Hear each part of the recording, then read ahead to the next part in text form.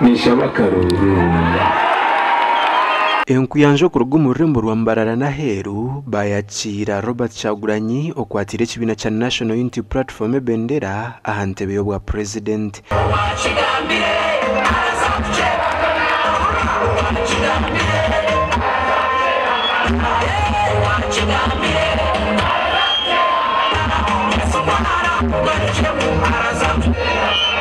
Robert Kyagulanyi owabayine Nyamunyonyi we Babi Kyagulanyi Tungo basima abantu bankore abo arukunde yibabakiza akishaye cyambara high school. No muri Mbarara harimo NUP.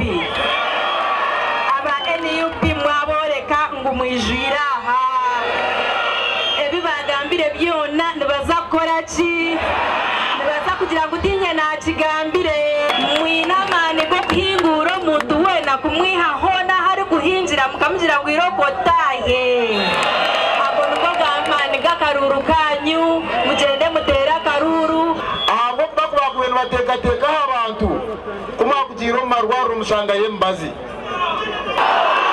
amashobora mutwara abana banyu garije engudo zanyu okuzirije namboni mwende mpinduka atkubahereza barete nyonyi batanduka tambera abanyo ngubaze kureba nyonyi batakazo wacyaguranye ngubaze kureba nyonyi ngatinya abantu babunyoro tumukarura dinyonyi mugende mururi nyonyi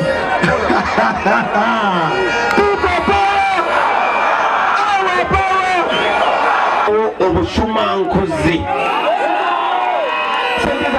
zona zigenda buri mwaka batubako trillion 10 trillion shillings segeza emyaka 5 batubiyeko 50 trillion shillings ezo sente zimala okukola buli luguudo lwonna mu Uganda. Ogu yasha abanyambararo kumuhakaruru abakorere kubateganisa tunulira nga Muganda nga Muteso nga Munyankole nga Mukiga wetunulire nga Muna Uganda. That is what we have to do now.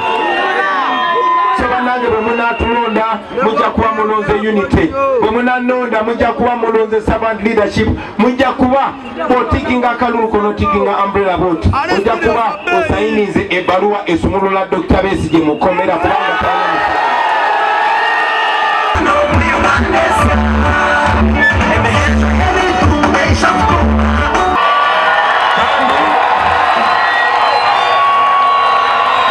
Gasha kwa Ivan Staremwa.